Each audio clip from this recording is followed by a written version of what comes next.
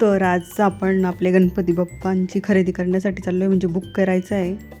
तर त्यासाठी आम्ही इथं दिंडोरी रोडला आलेलो आहे आणि तुम्ही बघू शकता अगदी छान मोठे मोठे स्टॉल लागले आहे.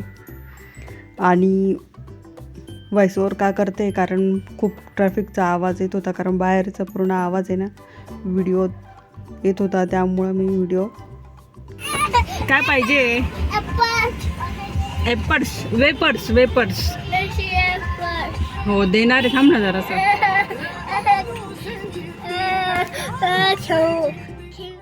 तर आम्ही या स्टॉलमध्ये आलो आहे आणि इथला एक गणपती आम्हाला आवडला आहे आणि तो आम्ही बुकही केला आहे. तर तुम्ही बघू शकता अगदी सुंदर सुंदर असे गणपती होते. बघा ना, अगदी बेबीसारखा आणि खूप छान होते. आणि हाही ऑरेंज कलरचा धोतरवाला तोही गणपती खूप सुंदर होता. हाही खूप छान होता. अगदी सर्व मूर्ती अशा मनात बसणाऱ्या होत्या आणि मोठ्याही होत्या. तर तुम्ही बघू शकता अगदी सुंदर दिसत होते सर्व गणपती बाप्पा, छोट्यापासून तर मोठ्यापर्यंत अगदी छान मूर्त्या होत्या. आणि त्यानंतर आमची गणपती बाप्पाची बुकिंग झाली आहे. आणि यानंतर आम्ही आलो होतो आता मेन रोडला, इथं कानडे मारुती लेनमध्ये. आणि आता तिथं असे जे डेकोरेशनचे जे साहित्य होतं तर भरपूर गर्दी होती. तुम्ही बघू शकता अगदी कारण आता गणपतीसाठी अवघे 2 दिवस बाकी राहिले, त्यामुळं आता सर्वांचं घरी डेकोरेशनची तयारी चालू असते. आणि हेही डेकोरेशन छान होतं. आणि त्यानंतर इथं जे डेकोरेशन ते त्यांच्या लाईटसाठी होतं. ती लाईटीची किंमत होती 350 रुपये. आणि त्यानंतर आम्ही पुढं आलो आहे आणि तुम्ही बघू शकता तिथे नाशिक ढोलची प्रॅक्टिस चालू होती. तर अगदी जोरजोरात आवाजात त्यांची प्रॅक्टिस चालू होती.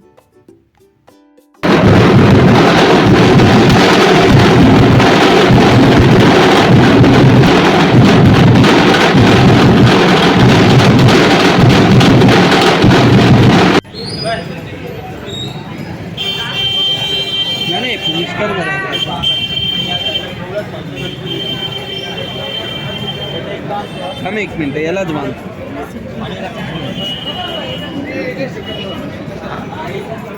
तर जे छोटं मोठं काही सामान घ्यायचं होतं ते आम्ही तिथून घेतलं, कारण मागच्या वर्षीच्या भरपूर वस्तू तशाच पडलेल्या होत्या, फुलं वगैरे. त्यामुळे आम्ही ते न घेता बाकी जे मेन आपल्याला जे गरजेचं आहे त्या वस्तू घेतल्या आहे.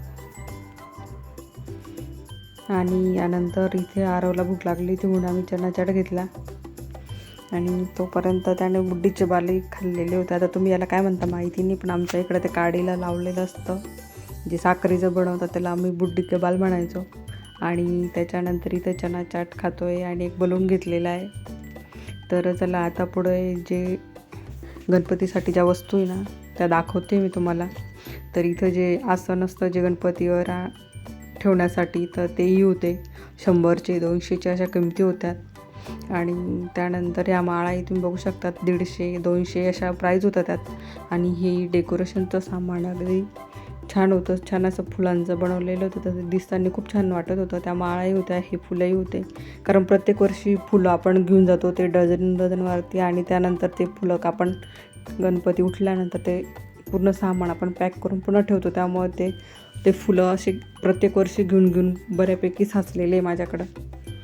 त्यामुळं मग आता ते फुलं वगैरे काही घेतले नव्हते. आणि हे ग्रीन कलरचे जे आहे बॅक साईडला गणपतीच्या लावण्यासाठी, किंवा हे वेल, ह्या वेलची किंमत आहे ना 600 रुपये होते. 600 रुपयामध्ये बऱ्यापैकी मोठा पीस होता हा.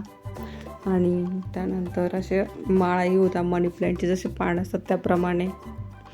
आणि हेही छान होते अगदी, हेही 100चे 4 किंवा 5 होते. आणि तुम्ही बघू शकता अगदी सर्व ठिकाणी ना बऱ्यापैकी एकच सारखंच असं साहित्य विकायला होतं.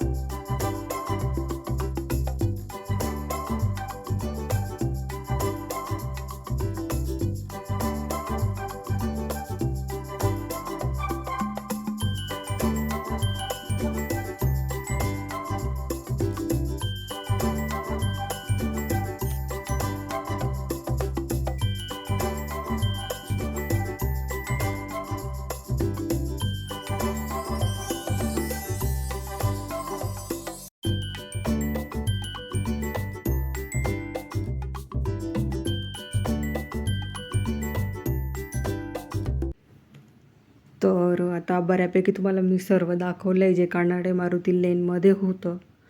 तर बहुतेक ठिकाणी सेमच होतं विकायला, फक्त थोडंसं कमी किंमत जास्त असू शकते. पण सर्वीकडं जेमतेम सारखंच होतं आणि ते फिरणारे माळा घेऊन सेमच होते आणि सर्वांकडं तेच फुलं तेच पानं होते, असं वेगळं काही नव्हतं.